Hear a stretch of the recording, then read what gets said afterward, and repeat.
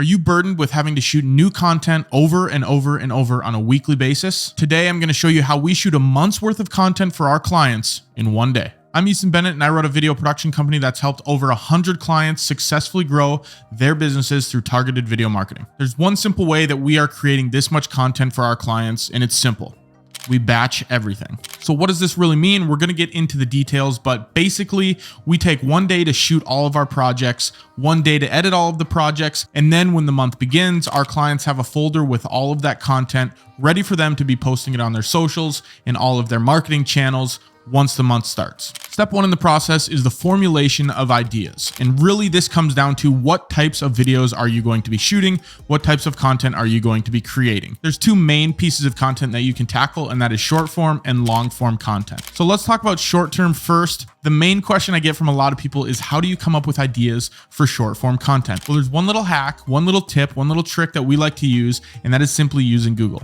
ChatGPT is out there now, which you can start to utilize that, but what we have been doing since before ChatGPT was out is going on Google and typing in the niche, let's say it's real estate, and using the drop-down boxes on Google to figure out what your potential audience is going to be searching in that specific niche. If we are going to be creating daily content, you can simply make a list of 12 different topics in your niche. So if that's real estate, you could say buying real estate, selling real estate, investing in real estate.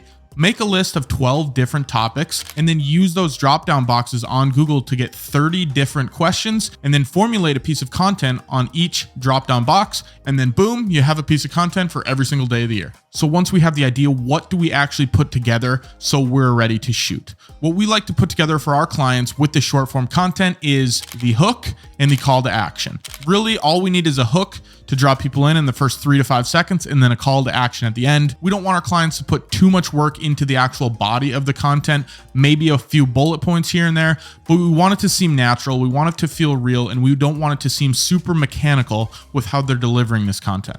So once we have a few different variations of the hook that we can test and try out to see what works best, we'll do the bullet points for the body, maybe some talking points on that specific video or idea, and then it comes to the call to action. What do you want people to do after they watch this 15 to 60 second clip? Do you want them to follow you?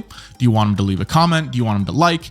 Do you want them to go to your website? Figure out what the call to action is and then have that at the end of the video. Now, does every single piece of content need a call to action? No, we do want to build our brand. We don't want to be trying to sell every single video, but it is good to throw in some call to actions here and there. All right, second avenue we can go down is long form content. I'm a super big advocate of long form content. I believe the funnel should be short form content, push people to the long form content, and then use the long form content as a sell. When our team is deciding on what type of long form content we want to be shooting and sharing and the stories we want to be telling, we like to reverse engineer what we think the audience would want to see. So that's the first question we ask ourselves all the time is, what does the audience want to see and how can we create that? Because there are a lot of times when you might want to make a video because you like it, which those are good to make, but at the end of the day, it's what the audience wants, and that's what generates follows and likes and comments and revenue and growing the actual business. So reverse engineer,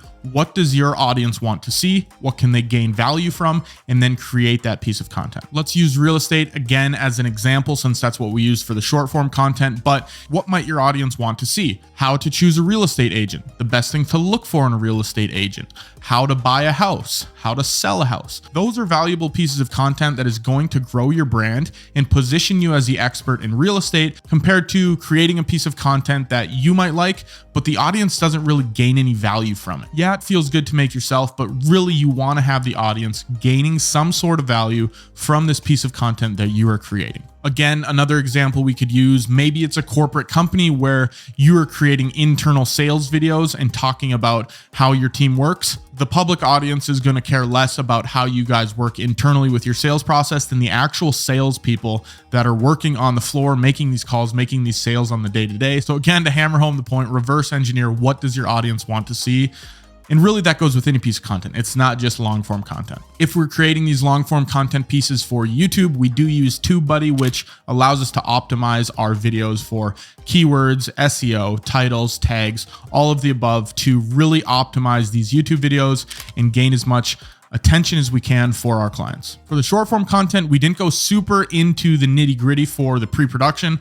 For the long form content, we do. So again, it starts with a hook. We want to have that hook. At the beginning of the video, I use this hook. Are you burdened with having to shoot new content over and over and over on a weekly basis? Today, I'm going to show you how we shoot a month's worth of content for our clients in one day. So again, the hook is getting you to watch this video. It's getting you to tune in and figure out, oh, how do they do this? Or what is this process like? Or how do they go about this? So really you want that hook to draw people in that first 5 to 10 seconds if we're on the longer form videos, and if we're on short form, even quicker. So once we have that hook down, we are going to move into the intro. Again, this is the intro I used. I'm Easton Bennett, and I run a video production company that's helped over 100 clients successfully grow their businesses through targeted video marketing. The intro should be super quick, talk about what you do, think about it as your elevator pitch. After you have the intro, put together some bullet points, put together some topics. I'm going to put up a screenshot of the actual outline we used for this YouTube video so you can see a real world example of what this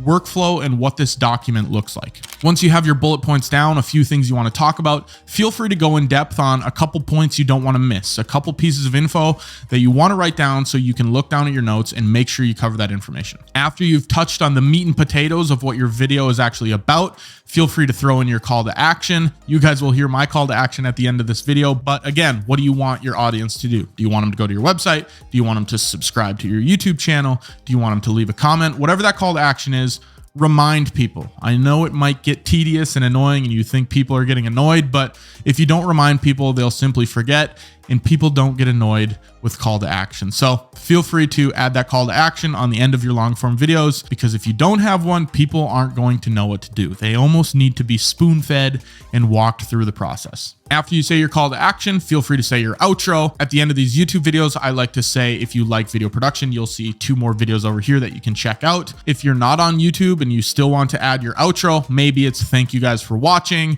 Maybe it's repeating your name and saying what you do. Just have some sort of outro so people feel like it's wrapped and they're not waiting for more to happen. So the next step of the process for us is scheduling the actual shoot date. Block it off in your calendar. Make sure you have ample amount of time. You are shooting a month's worth of content, so don't try to squeeze it into just a couple hours. Block off a whole day.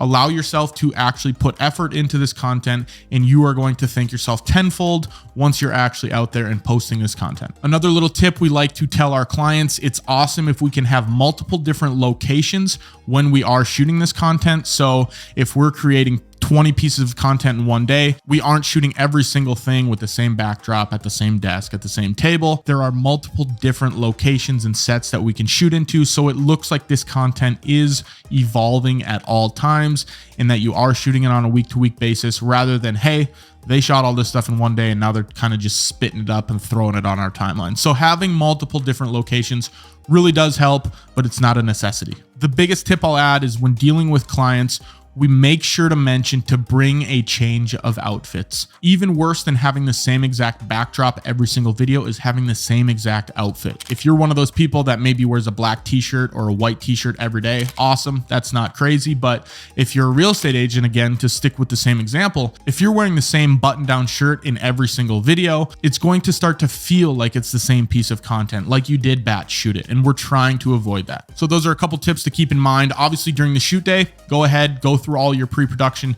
shoot all of these pieces of content, and then you are good to go once you have everything shot and you can start to upload that footage to your computer. Once you have everything uploaded, go ahead and dive into the edit, start putting together these pieces of content. If you're not, if you have to send it off to an editor, feel free to do that too, but give ample amount of time before the start of the month to get this content edited, because you don't want to send the footage off to an editor on April 23rd and you need it by May 1st. That just doesn't give them a ton of time. The more time you can give them, the better. But that's really what we like to do with our clients, is shoot things in the beginning of the month, and then we have the rest of the month to get this footage organized and ready for them to be posting. The last step is actually putting an organized folder together. Depending on your structure, you might want to set it up in weeks. If you go into the May folder, you have week 1, week 2, week 3, week 4. If you want to go even more in depth, you can set it up day by day, the 1st, the 2nd, the 3rd, the 4th, and then every single day you hop into that folder and you post that piece of content. What we recommend to our clients